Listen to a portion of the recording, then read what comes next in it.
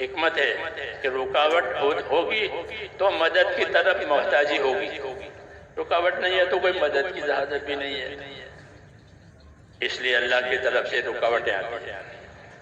ہاں، اس لیے ہم کو یہ ہدایت ہے کہ رکاوٹ سے کوئی نہ گھبراوے، رکاوٹ سے کوئی نہ گھبراوے، ہاں، کہ رکاوٹ کے بعد مدد آتی ہے، جس طرح اندھیرے کے بعد اجالا آتا ہے، پہلے اندھیرا چھا جاتا ہے عالم پر، پھر اللہ تبارک و تعالی صبح کا وہ پھٹتا ہے اور سورج نکلتا ہے اور پورے عالم میں روشنی ہو جاتی ہے۔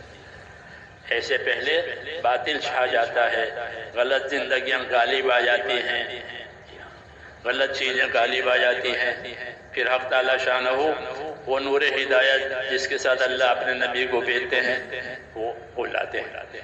اس نظام ہے اللہ تبارک و تعالیٰ کا، ہاں یہ سنایا ہے ہم کو اور اپنے نبی صلی اللہ علیہ وسلم کو بھی کہ پہلے باطل چھا جائے گا، پہلے اندھیرا چھا جائے گا، اور پھر حق تعالی شانہ وہ حق کو لا کر کے اس باطل کو اپنی قدرت سے دور کریں گے اور حق کو دنیا میں اللہ تعالیٰ روشن کریں گے۔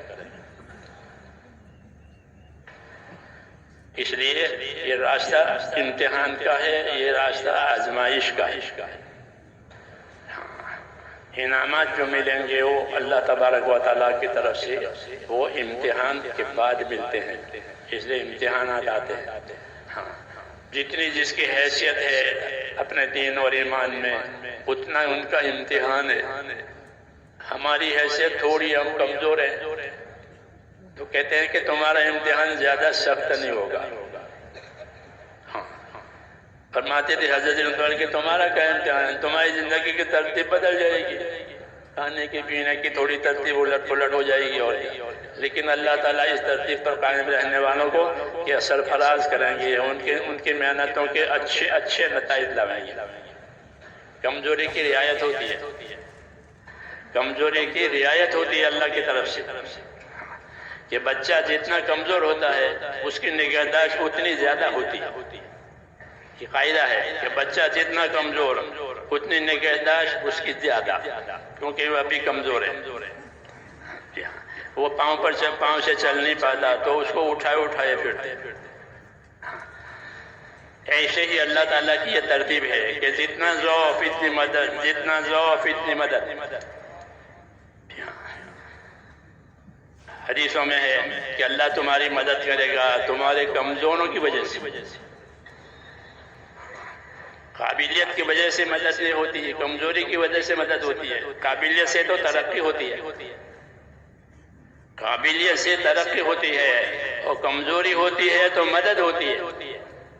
اللہ کے انعامات زیادہ ہیں، اس لیے کہا کہ اگر کمزوری ہے تو گھبرانے کی بات نہیں ہے کہ کمزور کے ساتھ اللہ کی مدد ہوتی ہے۔ وَهَلْ تُرْزَقُونَ وَتُنْصَرُونَ إِلَّا بِضُعَفَائِكُمْ، کہ تمہاری مدد جو ہوگی وہ تمہاری کمزوروں کی وجہ سے ہوگی۔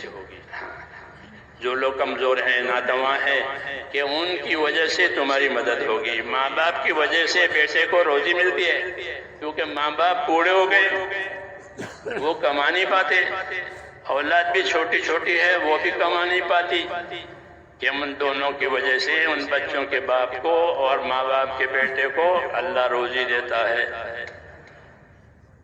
وہ یہ سمجھتا ہے کہ میں کماتا ہوں، میں ان کو کھلاتا ہوں، کہ نہیں، لَعَلَّكَ تُرْزَقُ بِهِ، تو یہ نہ سمجھ، بلکہ ایسا ہی ہو سکتا ہے اللہ کے علم میں کہ تجھے ان کمزوروں کی وجہ سے اللہ روزی دے رہا ہے تاکہ تو ان کو کھلاوے۔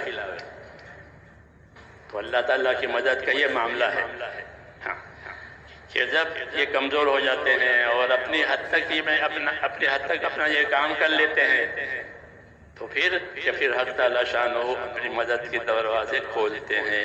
ہمیشہ نبیوں کے ساتھ ایسا ہوا کہ رکاوٹیں پہلے آئی، کمزوریاں پہلے آئی، اور پھر اللہ پاک نے مدد کے دروازے کھول دیے اور کام کو آسان بنا دیا، استقبال پیدا کر دیا۔